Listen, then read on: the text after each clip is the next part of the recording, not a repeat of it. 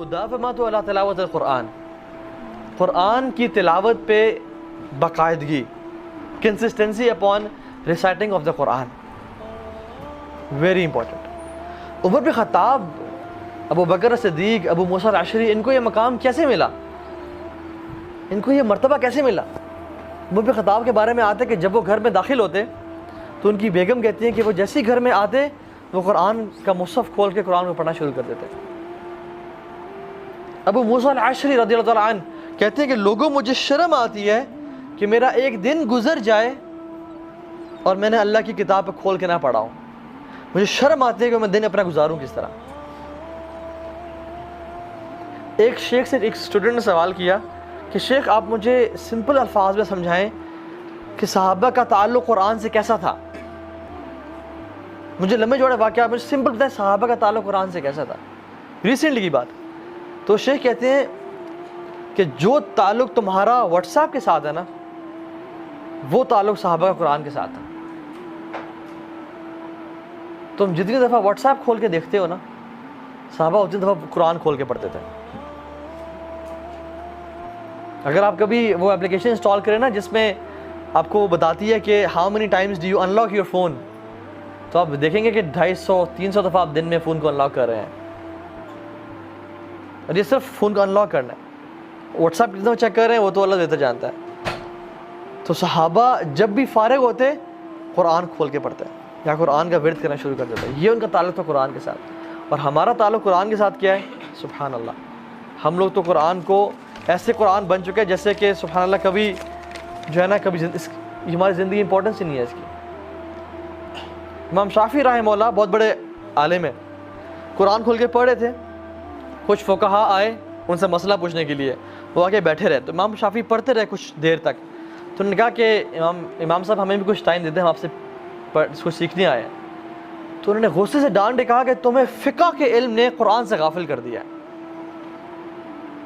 تم لوگ اتنے انوالو ہو گئے فقہ میں کہ تمہیں اس نے قرآن سے غافل کر دیا۔ حالانکہ فقہ کا علم قرآن مطلب قرآن حدیث کا علم ہے، وہ بھی ایک اجر والا علم ہے، لیکن وہ ڈانٹا کہ تمہیں اس چیز نے قرآن سے غافل کر دیا۔ And what a beautiful excuse do they have. اور ہمارا ایکسکیوز کیا ہے کہ ہمیں اس چیز نے قرآن سے غافل کر دیا، ہمیں اس چیز قرآن سے دور کر دیا۔ ہماری قرآن کی اپلیکیشن فیس بک کی اپلیکیشن کے ساتھ پڑی ہوتی ہے، لیکن ہم اس کو تو بہت دفعہ ٹیپ کرتے ہیں، اس کو کبھی غلطی سے ٹیپ نہیں کرتے، اور غلطی سے ٹیپ ہو بھی جائے کہ اوہ یہ کیا کھول کے بعد میں پڑھوں گا، فوراً سے فیس بک واپس جاتے ہیں۔ سبحان اللہ۔ اور شیطان ہمیں کس طرح سے گمراہ کر دیا ہے کہ نہیں قرآن کے پاس نہیں جانا، ہاتھ نہیں لگانا، اگر چھو لیا تو پتہ نہیں گناہ مل جائے گا، یا اس کو دور اوپر رکھ دو گے تمہاری کمر ہوگی تو پتہ نہیں کیا ہو جائے گا۔ قرآن کی جان لے، اصل بے ادبی پتہ کیا ہے؟ اس کو کھول کے نہ پڑھنا، یہ اصل بے ادبی ہے قرآن کی۔ اسی طرف کمر کرنا یا اس کو بغیر وضو کے چھونا، یہ بے ادبی نہیں ہے، بلکہ یہ تو مسئلہ ہی ٹھیک نہیں ہے کہ وضو کے بغیر آپ قرآن کو پڑھ سکتے ہیں، اس کو اٹھا سکتے ہیں مصحف کو۔ اصل بے حرمتی قرآن کی پتہ کیا ہے؟ کہ وہ ایک دن گزر جائے اور آپ نے کھول کے نہ پڑھا اسے، اور ایک دن تو کیا ہفتے گزر جائیں، مہینے گزر جائیں، اور آپ نے اس کو ریشم کے لباس پہ تو پکڑ کے رکھا ہوا ہے لیکن آپ نے کبھی کھولا نہیں۔ And now since we have smart phones, آپ نے قرآن کی موبائل ایپ کو کبھی ٹچ نہیں کیا اور آپ نے واٹس ایپ کو 100 دفعہ ٹچ کرتے ہیں آپ۔ This is real disrespect to Quran, کہ how much time do you give to Quran. So یہ تعلق ہونا چاہیے۔ یحییٰ بن معاذ رضی اللہ تعالیٰ عنہ صحابی ہیں، بستر مرگ پہ تھے، کسی نے پوچھا کہ آپ کی 2 خواہشات کیا ہیں آخری؟ تو کہتے ہیں کہ میری آخری جو 2 خواہشات ہیں نا وہ یہ ہیں کہ مجھے ایک خالی گھر مل جائے اور ایک بہترین مصحف مل جائے کہ میں قرآن کی تلاوت کرتا رہوں اس میں۔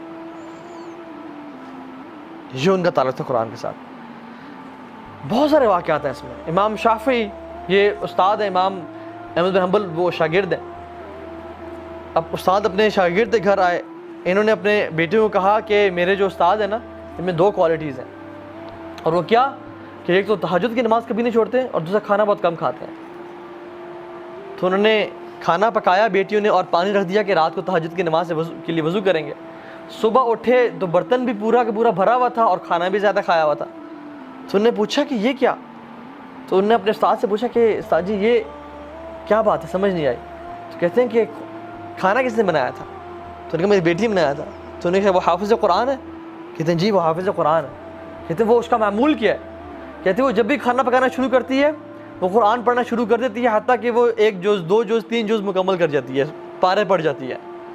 تو کہتے ہیں کہ اس کھانے میں اتنی لذت تھی کہ میرا ایک لقمے کے بعد دل چاہا کہ دوسرا لقمہ کھاؤں, اور کھاتے کھاتے میں نے نارمل سے زیادہ کھا لیا.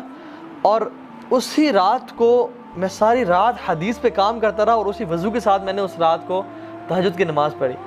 اور امام صاحب نے اس ایک رات میں 70 سے زیادہ مسائل نکالے ایک حدیث سے, جو حدیث ہے یا ابا عمیر ما فعل نغیر. ابو عمیر چھوٹے صحابی تھے جن سے اللہ کی بھی نے بیٹھ کے پوچھا کہ اے ابو عمیر تمہاری برڈ کہاں گئی, تمہاری چڑیا تھی وہ کہاں چلی گئی, کیونکہ دیٹ برڈ ڈائیڈ. تو اس چیز سے 70 سے زیادہ مسائل نکالے. یہ ہے قرآن کی برکات. جو گھر میں عورتیں قرآن پڑھتی ہیں اور وہ کھانا بناتی ہیں تو اس گھر کی برکات ہی اور ہوتی ہیں. اور آج ہم کھانا کہاں سے کھاتے ہیں؟ یا تو KFC سے کھا رہے ہیں, یا ہارڈی سے کھا رہے ہیں, یا کہاں سے کھا رہے ہیں. اور ہماری خواتین تو یا تو ہیڈ فونز ہیں ان کے کانوں میں جب وہ کھانا پکا رہی ہیں. اس لیے ہم دیکھتے ہیں کہ بے برکتی ہمارے گھر میں کتنی زیادہ ہے. یہ وہ لوگ تھے جنہوں نے قرآن کو اپنا لائف اسٹائل بنا لیا, اللہ تعالیٰ نے ان کو ضائع نہیں کیا. اللہ تعالیٰ ان کے کاموں سے ان کو صدقہ جاریہ آج ہی پہنچا رہا ہے. یہ جو ہم بات کر رہے ہیں اور ہم نے ان کا ذکر کیا, کیا ان کو اجر پہنچے گا یا نہیں پہنچے ان کی قبر میں؟ سبحان اللہ, دس از پیور انویسٹمنٹ جو کہ وہ کر کے چلے گئے. اور اللہ تعالیٰ اپنے قریبی بندوں کو ضائع نہیں کرتا. حل جزاء الاحسان الا الاحسان, کیا احسان کا بدلہ احسان نہیں ہے؟